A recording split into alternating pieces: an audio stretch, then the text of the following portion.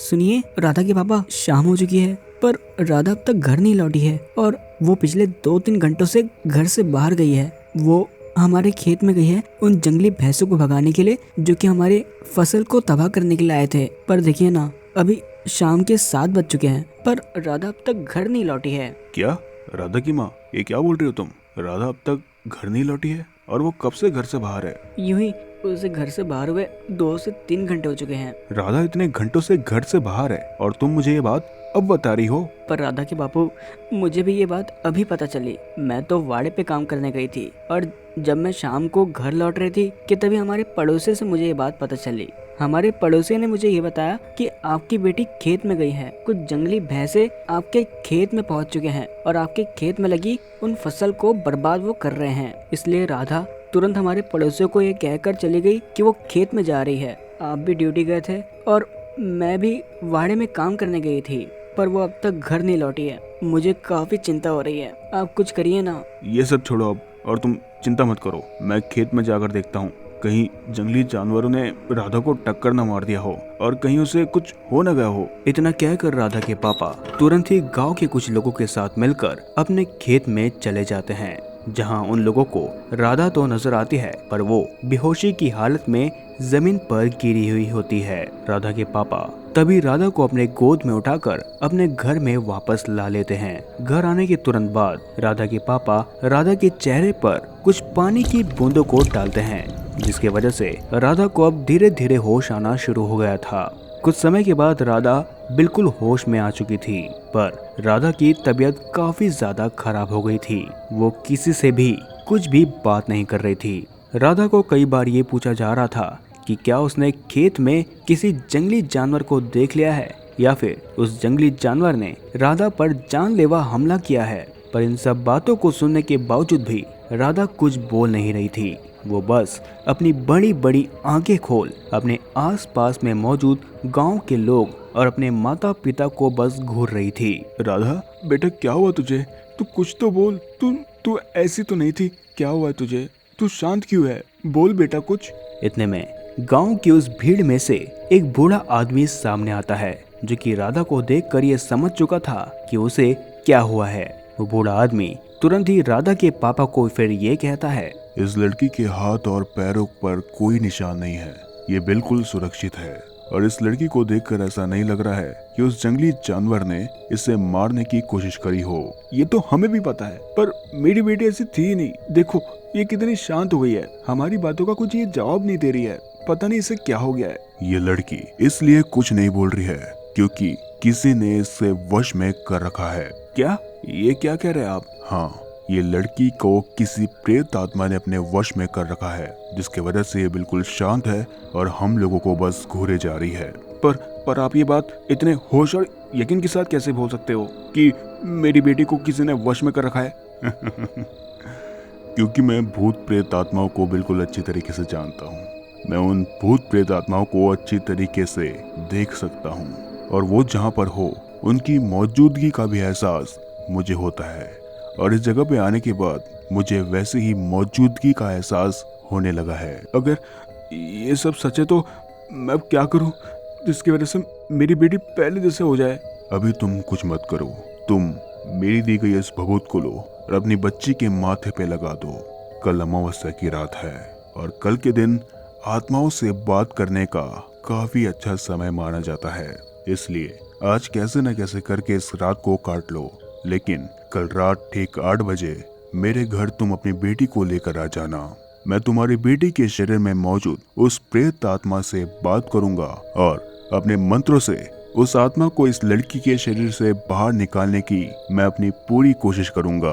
पर इन सब के दौरान ये ध्यान में रखना कि ये बच्ची फिर से उस खेत में ना जा पाए। इतना कहकर वो बाबा और गांव के बाकी सारे लोग अपने अपने घर चले जाते हैं। वहीं राधा अब तो नॉर्मल हो चुकी थी, लेकिन उसके शरीर में जो प्रेत आत्मा थी वो अब भी घर में मौजूद राधा के माता पिता को बस एकटक घूरी जा रही थी। कुछ वक्त के बाद राधा और उसके माता पिता सो जाते हैं। अगले दिन अमावस्या की रात आ चुकी थी और उस रात बाबा ने हवन की सारी तैयारी कर ली थी। राधा भी अपने माता पिता के साथ उस बाबा के घर में पहुंच चुकी थी। बाबा अपने घर में एक हवन कुंड के पास में बैठकर कुछ मंत्र बुदबुदाते हुए बैठा हुआ था और वहीं राधा को भी उस हवन कुंड के आगे बैठने को उस बाबा ने कह दिया था। फिर तभी उस बाबा ने कुछ मंत्र बुदबुदाते हुए ये कहा, बता कौन है तू और क्या चाहता है? क्यों इस बच्ची के शरीर को तूने अपने वश में कर रखा है? इस बच्ची के शरीर को तू छोड़ दे और अपने दुनिया में तू वापस चले जा। मैं नहीं बताऊंगा, जो उखाड़ना है उखाड़ ले। इतना कहकर राधा उस बाबा के चेहरे पर थूक देती है। अच्छा, तो तू इतने आसानी से नहीं मानेगा ना? ये ले स्वाहा।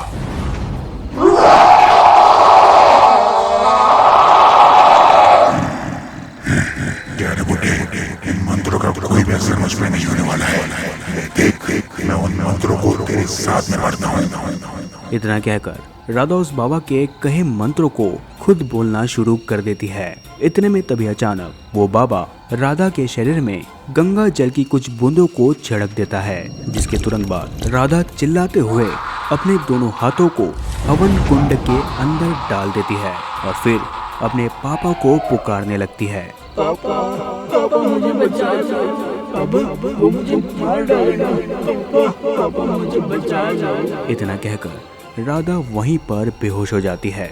इसके तुरंत बाद राधा की ऐसी हालत देख राधा के पापा तुरंत ही उस हवन के बीच में आकर अपनी बेटी को उठाने लग जाते हैं कि तभी आगे फंस गया ना तू मेरी जान में। इतना कहकर राधा अपने पिता के हाथ को काफी बुरी तरीके से काटकर उस हाथ की चमड़ी को अपने दांतों तले नोचकर बाहर निकाल देती है और उस चमड़ी को अपने दांतों तले चबाना शुरू कर देती है। इन सब के दौरान राधा बिल्कुल भी नॉर्मल नहीं थी, बल्कि उसकी आंखें गहरे लाल रंग की हो चुकी थी और उसके दांत बिल्कुल शैतानों की तरह बाहर आ चुके थे। मूर्ख, तुमने ये क्या किया? तुम्हें इस हवन के बीच में नहीं आना चाहिए था। तुम्हारे इस शरीर के खून को पीकर ये प्रेत आत्मा और भी ज्यादा शक्तिशाली हो गई है। बाबा, मैं क्षमा चाहता हूँ, पर मैं और करता भी क्या? मेरी बेटी के दोनों हाथ हवन कुंड के अंदर थे। मेरी बेटी को इतनी तकलीफ में देखकर मेरी जान जल रही थी। मैं अपनी बेटी को ऐसी हालत में नहीं देख पाया, इसलिए मैं उसके करीब में गया और जिसके वजह से उसने मेरे ही हाथ को काट लिया। पर मैंने ये सब जानबूझ के नहीं किया है। मैं अपनी बेटी को ऐसी हालत में नहीं देख सकता हूँ। बस अब तुम दोनों माता पिता यहाँ से बाहर चले जाओ, वरना इस लड़की के शरीर में मौजूद जो दानव है वो तुम्हें अपनी बातों में फिर से उलझा लेगा। इसलिए अपनी बेटी की जान की खातिर यहाँ से तुरंत बाहर चले जाओ, वरना ये हवन खंडित हो जाएगा और इसका कोई भी असर नहीं हो पाएगा। बाबा की इतनी बातों को सुनकर राधा के माता पिता तुरंत ही घर से बाहर आ जाते हैं। वहीं घर के अंदर राधा अलग अलग आवाज निकालकर अपने पापा को पुकारना शुरू कर देती है। पापा मुझे बचा जाओ, पापा मुझे बचा लो, बचाना मुझे। पापा मुझे बचा लो, मैं मर जाऊंगी। देख, तू जो कोई भी है इस बच्ची के शरीर को छोड़ दे, वरना मैं तेरा इतना बुरा हाल कर दूंगा जिसके बारे में तूने कभी सोचा भी नहीं होगा। इतना कहकर वो बाबा अपने मन ही मन में कुछ मंत्र बुदबुदाते हुए अपने हाथ में बबूत को लेकर राधा के शरीर में फेंक देता है।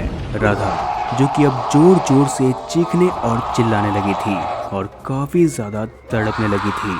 ऐसे ही कुछ देर थक हार कर वो बेहोश हो जाती है। अब ये हवन तो पूरा हो चुका था। वहीं बाबा घर से बाहर आकर राधा के माता पिता से ये कहता है, ये हवन तो संपन्न हुआ, पर मेरी राय ये है आप दोनों माता पिता से कि आप दोनों अपनी बेटी को फिर कभी उस खेत में मत जाने दीजिएगा।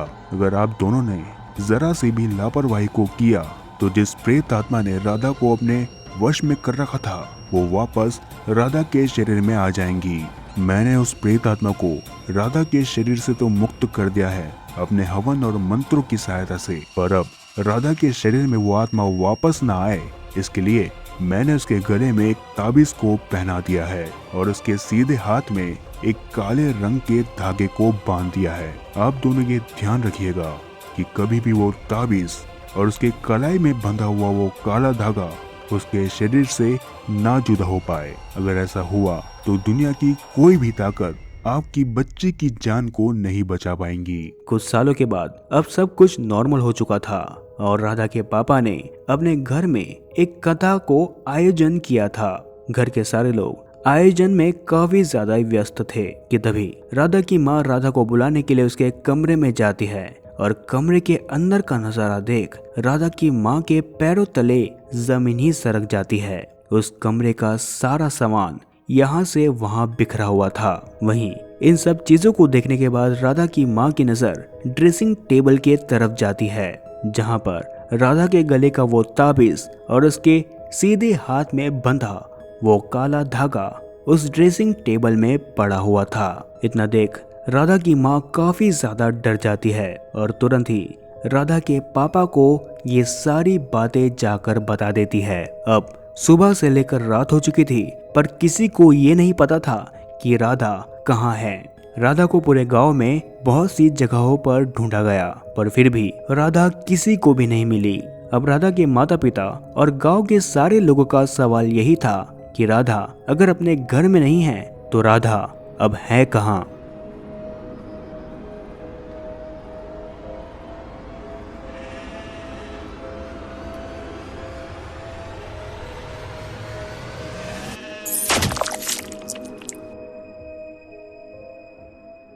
तो कैसे लगी आप सभी को आज की हमारी ये स्ट्रेंज स्टोरी। मैं आशा करता हूँ कि आप सभी को ये स्टोरी काफी ज्यादा पसंद आई होगी। तो अगर आप लोगों को ऐसे ही डरावनी कहानियां सुनना पसंद है तो आज ही हमारे चैनल स्ट्रेंज स्टोरी हब को सब्सक्राइब करें और साथ ही उस बेल आइकन को दबाना मत भूलिएगा ताकि आप लोग ऐसे ही डरावनी कहानियों का आनंद ले सके और चैनल पे आने वाली हर एक अपडेट को पा सके।